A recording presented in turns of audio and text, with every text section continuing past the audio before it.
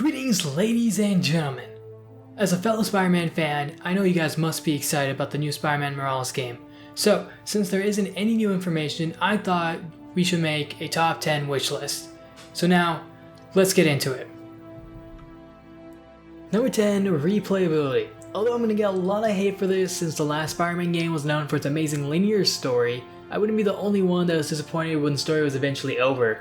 To add some nice variety, the developers could add some additional game modes like fighting waves of enemies, online elements, and maybe even base building. Who wouldn't want to build up an Avengers tower? Might as well use the building if it's already in the game. Also, the world events can be built upon a lot more, giving us more than fighting enemy grunts on the streets in 2 or 3 different ways. They were interesting in the beginning, but damn, I hope I wasn't the only one that started to ignore them halfway through the game. They'll make the world seem a lot more natural. Speaking of natural, having the ability to mix stealth combat with action was great to see, and we would love to see more of that in the next game. With Miles' invisibility and shock, I can imagine a lot more stealth potential.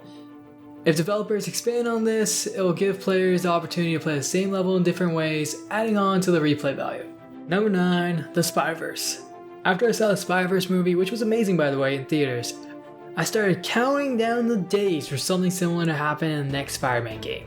Playing as one Spider-Man is great, but seeing alternate versions that we can interact with, travel between worlds, and potentially fight against would be awesome.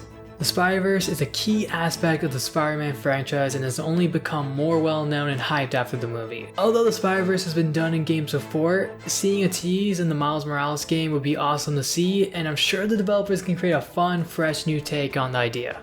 Number 8, superhero cameos. After seeing Iron Man appear like a god in the Tom Holland Spider-Man movie, I think everyone would love to see some new superhero cameos in the Miles Morales game. Since Peter Parker will likely be Miles' mentor, having some younger heroes the same age as Miles would be great to see. It would avoid the useless powerless sidekick that we're forced to play as like MJ in the first game and lead to potential Teen Titans situations for future titles.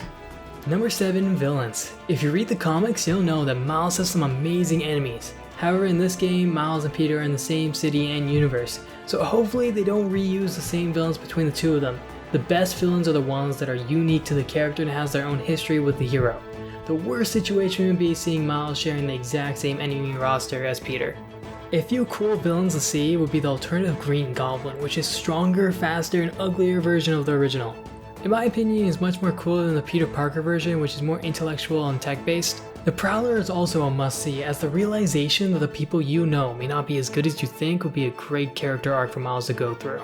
Maybe it forces him to question the people around him like Peter and other heroes. Number 6, music.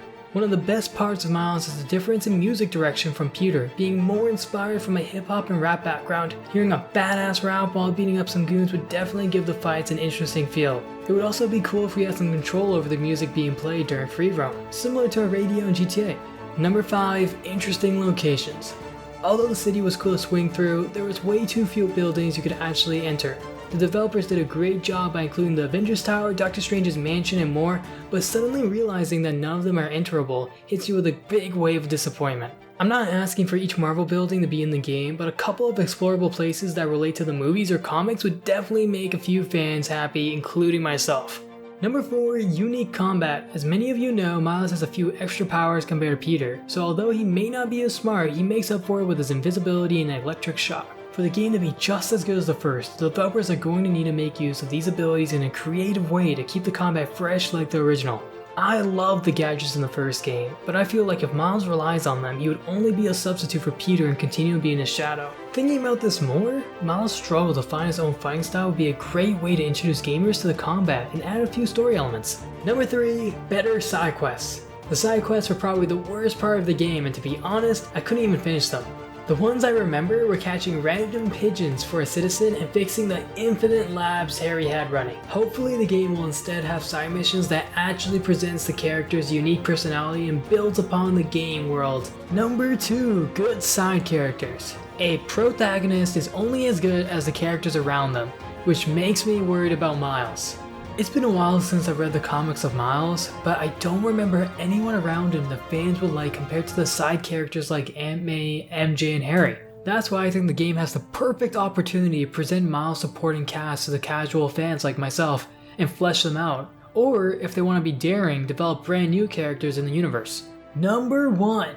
Better DLC. Although it was cool to see some new villains and characters like Black Cat, the drop in quality was clearly apparent.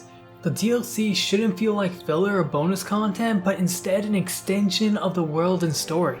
Honestly, I have no idea what the DLC should be because anything I think of could be used for the main story.